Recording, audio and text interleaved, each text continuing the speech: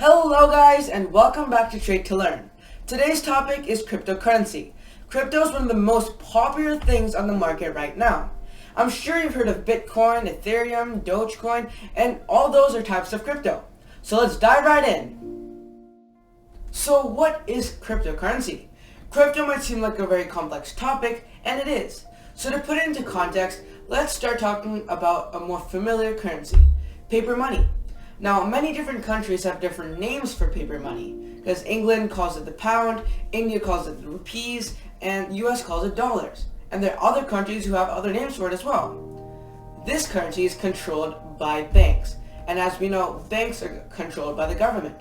So people realized that as long as there was trust in the government, the banks would function. But this currency does not have value because it's precious, but it has value because the government says it has value. And as technology has improved further and further, more and more people are buying things using their credit card and online. So at this point, we don't even see our money anymore. So nowadays, when we buy something, it's just entries on a spreadsheet.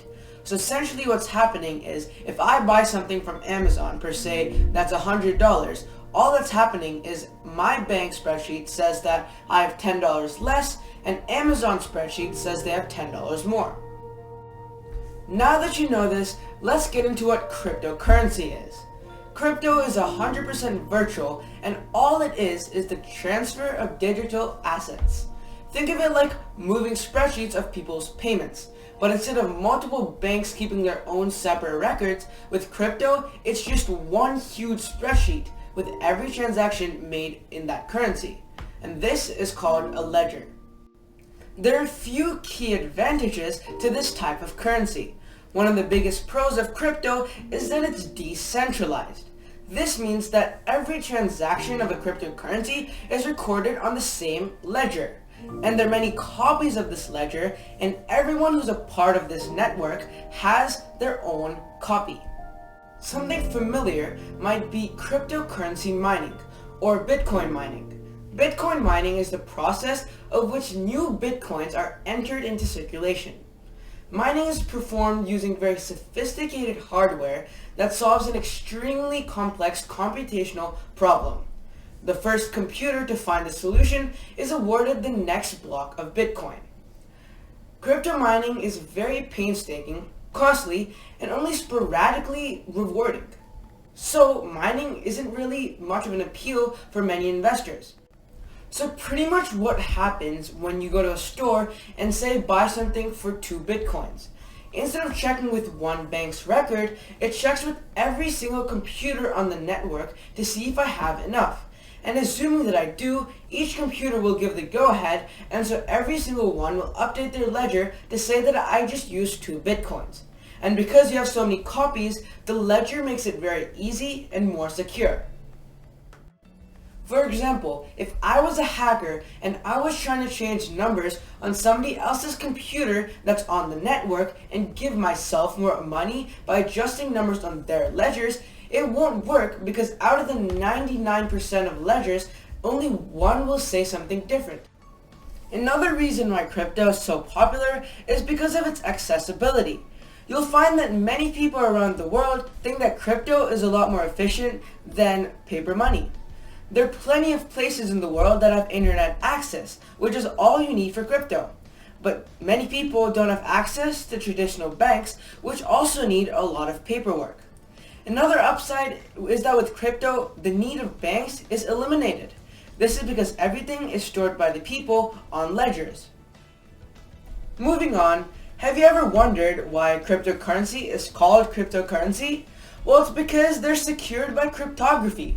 And a very popular example, which is used by many cryptos, is blockchain. And now many people get confused about this because blockchain is not Bitcoin. And blockchain is not Ethereum. Blockchain is not even a currency because blockchain is just a secure type of ledger. Blockchain is a type of organization method for ledgers, ironically into blocks. So here's how blockchain works.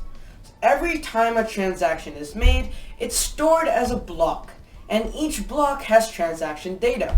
It says who paid it, how much was paid, a hash, which is a unique identifier, and the hash of the previous block in the sequence. The reason the security measure works is because if the transaction is changed in any way, the hash changes. And because each block also contains the previous hash, if the hash is tampered with, the block changes. Then the next block will no longer have a matching hash, resulting in the following block to be invalid. So, by combining what we talked about earlier, the whole idea of a million different users having their own copy of a blockchain ledger, it would be extremely hard to hack. Per se, if I was somebody who wanted to make a fake transaction that gave me money, I would not only have to tamper with one block and all the other blocks after that, but I would have to do this on more than 500,000 more computers to have majority of the ledgers say the same thing. Doesn't sound very likely. Whereas hacking to someone's dollar account does sound likely. Now, there are a few positives to cryptocurrency, but there's also a dark side to it, and there's three big reasons. The first and biggest reason is its volatility. Because crypto is so new and completely digital, nobody knows its real worth. That means that crypto prices are very much based on speculation. They're also tied to the news. For example, if a pro-Bitcoin article came out, Bitcoin prices would skyrocket. But if a critical article on Bitcoin came out, then Bitcoin prices would plummet. The prices of cryptocurrency usually go really high or really low, so this makes it very unpredictable. Secondly, they're not really accepted to be used in many places. I mean, sure, you could book a holiday or even buy a drink from Starbucks using crypto, but there are many companies that have gone back and forth with their decision. For example, Tesla or Microsoft have initially decided to accept crypto and then later decide against it. Finally, the third reason is an opportunity for criminals. Since there's no real policing or regulations for crypto, it seems like a good opportunity for criminals, as there have been many breaches of security in the past. To conclude, I think that crypto, it looks like a possible future for currencies, but at the same time, there's not enough substantial data and proof that crypto is controlled. A huge part of crypto prices are based on speculation. Crypto seems to theoretically work, but breaches in security and not enough proof of control makes it too much of a risk to invest a lot of money into. That was all for today. I hope this video helped you understand the complicated world of cryptocurrency. And see you next time!